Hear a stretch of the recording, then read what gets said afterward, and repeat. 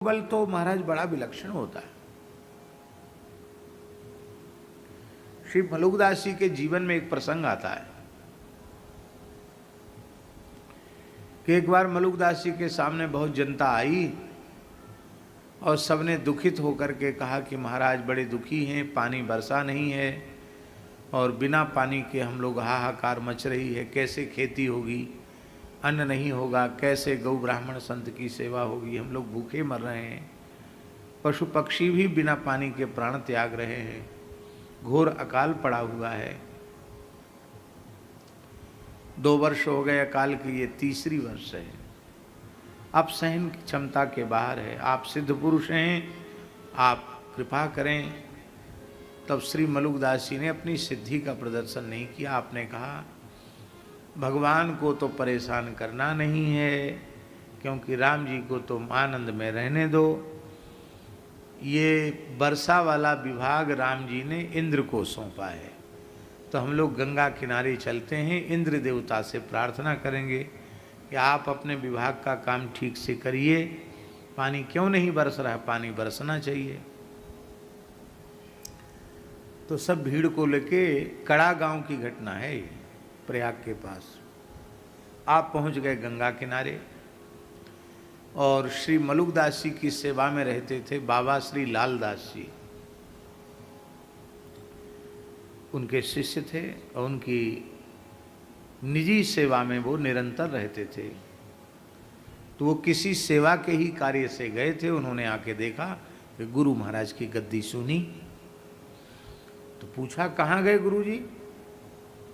बोले गुरु जी तो सब जनता को लेके गए हैं गंगा किनारे, इंद्र देवता से वर्षा की प्रार्थना करने के लिए।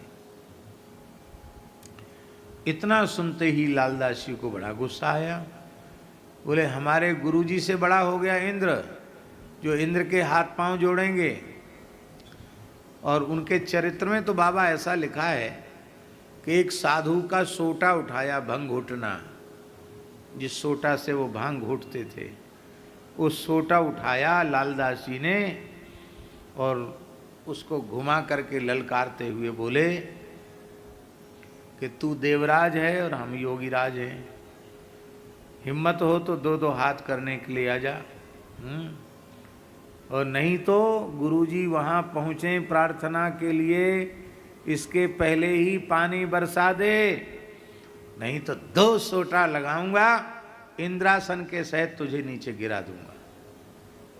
ये कहा, इंद्र के लिए बोला कि 2 सोटा लगाऊंगा, इंद्रासन के सहित तुझे नीचे गिरा दूंगा। उनके इतना कहते ही बिजली कड़कने लग गई, बादल गरजने लग गए, काली काली घटाएं घिर आईं, वो मूसलाधार पानी बरसने लग गया। इतना पानी बरसा कि मलुकदास जी वहाँ प्रार्थना स्थल तक जा ही नहीं सके, भीज करके सब लौट के आ गए। अब पानी बंद ही ना हो, इतनी जोर का पानी बरसा, सब बड़े प्रसन्न हो गए। तो स्थान के और मूर्तियों ने बताया कि गुरुजी ये लालदास है ना, इसने ऐसे ऐसे कहा, तो इंद्र ने डर के मारे पानी बरसा दिया। इतना सुनते ही श्री मलुकदास जी अपने शिष्य सेवक श्री लालदास जी पर नाराज हो गए। बोले देखो, क्रोध करना ये साधु का धर्म नहीं है। दया, क्षमा, सरलता, अक्रोध यही साधु का स्वरूप है। तुमने स्वरूप के विरुद्ध कर्म किया है। हम लोग मनुष्य हैं और वो भगवान के बनाए हुए देवता हैं। देवता नहीं, देवताओं के राजा इंद्र हैं, भगवान की विभूति हैं। उनके साथ इस प्रकार का व्यवहार करना ये बहुत अनुचित व्यवहार है।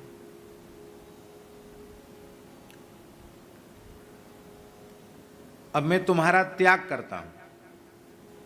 इतना सुनते ही फूट फूट कर लालदास जी रोने लगे। बोले आप चाहे जितना कठोर दंड दीजिए, चरणों की सन्निधि से अलग मत कीजिए। आप त्याग देंगे तो मैं जीवित नहीं रह पाऊंगा। प्रायश्चित बताइए, भूल तो हो गई। बोले पहला प्रायश्चित तो यह है कि जीवन में कभी क्रोध मत करना,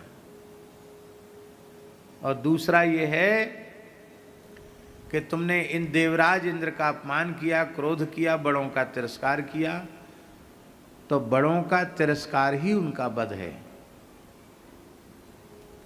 श्रेष्ठ पुरुषों का तिरस्कार ही उनका वध है।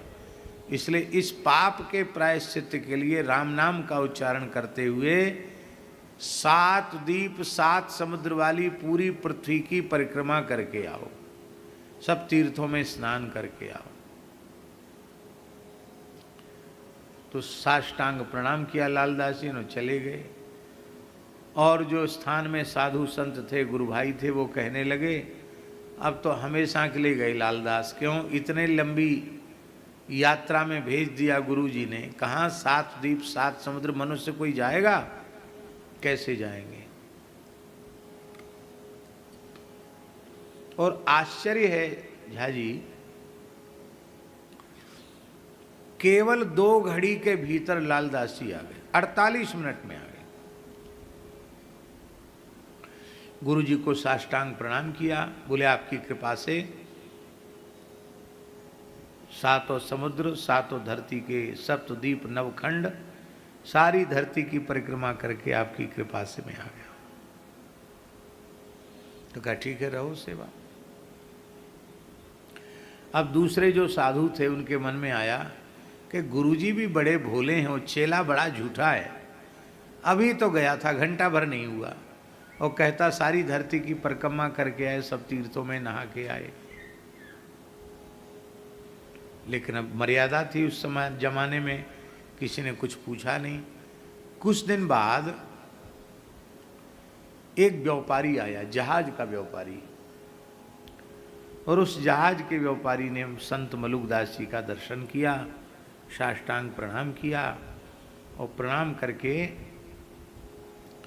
एक बहुत वेश कीमती हीरों की माला श्री मलुकदास जी के कंठ में पहना दी।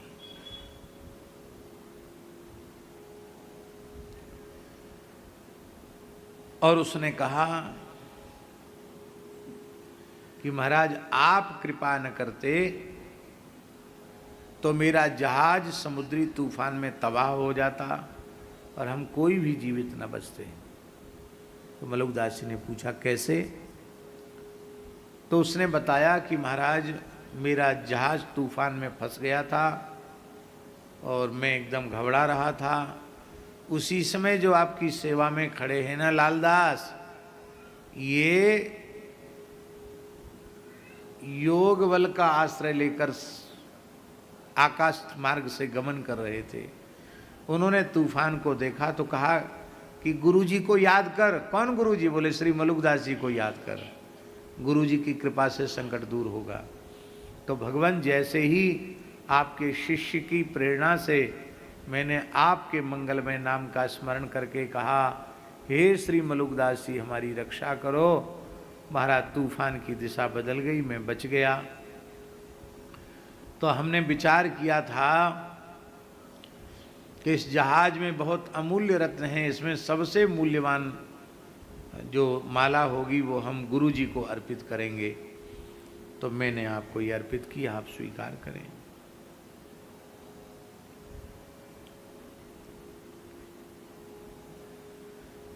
तो उसी समय अकबर का वजीर बैठा था, अकबर का वजीर। अकबर ने भेजा था कि देख के आओ गतिविधि मलुकदास की, सुनते बड़ा चमत्कारी साधु है। तो उस वजीर ने देखा कि इतनी वेशकीमती हीरों की माला मेरे सम्राट बादशाह अकबर के पास भी ऐसी माला नहीं है।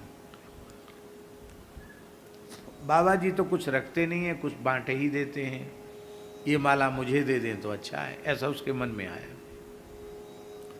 तब आप मुस्कुराए और बोला हम मुफ्त में किसी की वस्तु नहीं लेते हैं। अपना चादर उघारा अचला तो उनका एक बायां कंधा थोड़ा सा छिला हुआ था। सबको आश्चर्य हुआ, कहीं आए नहीं गए नहीं, कंधा कैसे छिल गया। तब आपने कहा कि डूबते हुए जहाज को कंधे से हमने ठीक किया था, इसलिए थोड़ा सा कंधा छिल गया। तो हमने मेहनत की है इसलिए हम तुम्हारी भेंट ले रहे हैं, सेंत में नहीं ले रहे हैं, सेंत माने मुफ्त में नहीं ले रहे हैं। और हमारे दृष्टि में कंकड़ पत्थर में और हीरे जवाहरात में कोई फर्क नहीं है। तुम्हारे मन में है ना, ले जाओ, उसके गले में पहना दें। और उस समय बाबा ने कहा कि लालदास पर संदेह न करो, देखो ये प्रमाण है, ये कह रहा है कि ये मिले थे। तब आपने कहा गुरुजी की सेवा से दूर रह नहीं सकते थे, इसलिए मैंने योग बल का आश्रय लेकर